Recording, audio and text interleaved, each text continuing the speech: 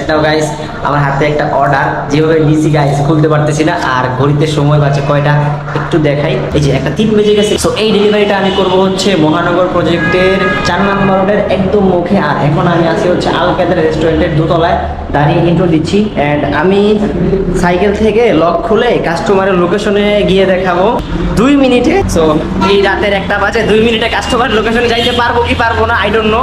So চলেন চেষ্টা করা যাক। তো লক খোলার ডান, এখন ব্যাগের মধ্যে লকটা রেখে তারপর দেখি কয়টা বাজে। অ্যান্ড আমি 2 মিনিটে কাস্টমারের লোকেশনে গিয়ে দেখাবো। রাইট নাও গাইস ঘড়িতে কিন্তু দেখতে পাচ্ছেন 1টা বেজে 5 বাজে। আর এখন আমি কাস্টমারের লোকেশনে যাওয়ার জন্য রওনা দিব। রাস্তা ওই পারে যাই দেখে শুনে।